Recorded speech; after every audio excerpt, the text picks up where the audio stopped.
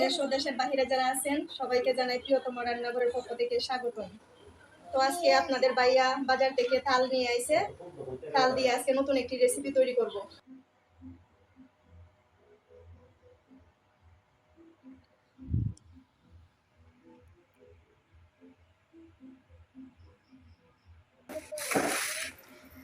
তালগুলো আমি প্রথমে ভালোভাবে ধুয়ে নিলাম, ধুয়ে নেওয়ার পর উপরের কুসাগুলো তুলে নিলাম, তুলে নিয়ে তারপর ওই যে চালনে রেখে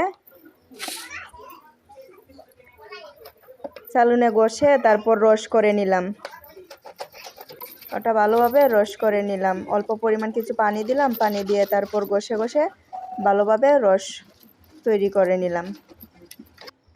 রস তৈরি করে নিয়ে তারপর একটা বাটিতে রেখে দিলাম, পরিমাণ মতো কিছু রস করে যে বাটিতে তুলে নিলাম। এখন পরিমাণ মতো ময়দার গুঁড়ো দিলাম, তারপর বেকিং পাউডার, অল্প লবণ, পরিমাণ মতো চিনি সব কিছু দিয়ে দিলাম। তারপর ভালোভাবে মিশিয়ে নিলাম, সুন্দর করে মিশিয়ে নিলাম। মিশিয়ে নেওয়ার পর অল্প পরিমাণ কিছু পানি দিয়ে দিলাম। পানিটা দিয়ে ভালোভাবে নাড়াচাড়া করে ভালো করে মিশিয়ে নিতে হবে। ওই দেখেন আমি সুন্দর করে মিশিয়ে নিলাম। তারপর পরিমাণ মতো তালের রস দিয়ে দিলাম। তালের রসটা দিয়ে তারপর ভালোভাবে নেড়ে চেড়ে গুলাটা সুন্দর করে নিলাম। ওই দেখেন সুন্দর একটা কালার চলে আসছে, দেখতেও ভালো লাগে, ওই পিঠাগুলা খাইতেও অনেক মজা। তো ভাদ্র মাসে তালের পিঠা খাইতে অনেক মজা।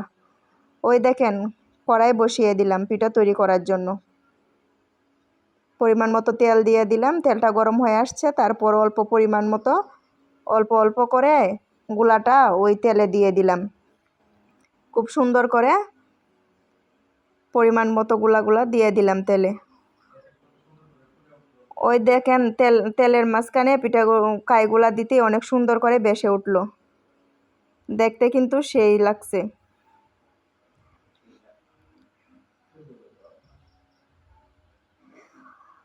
ওই যে আমার পিঠা হয়ে গেছে, পিঠার কালারটা অনেক সুন্দর হয়েছে দেখেন।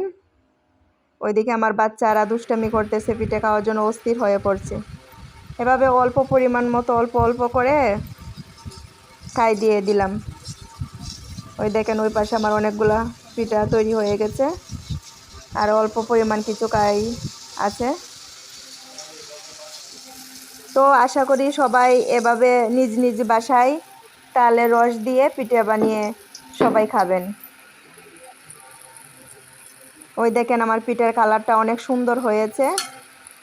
ওই পিঠাগুলা খাইতে অনেকেরই পছন্দ, খুবই সুস্বাদু, অনেক ভালো লাগে। আমার কাছেও ভালো লাগে, আমি নিজে তৈরি করে আমার বাচ্চাদেরকে খাওয়াই, আমার কাছেও ভালো লাগে। তো আশা করি আপনাদের কাছেও ভালো লাগবে, আপনারা সবাই নিজ নিজ বাসায় ওই পিঠাগুলো তৈরি করে খাবেন। ভিডিওটা যদি ভালো লাগে তাহলে লাইক করবেন, কমেন্ট করবেন, সুন্দর সাবস্ক্রাইব করবেন, আমার পাশে থাকবেন।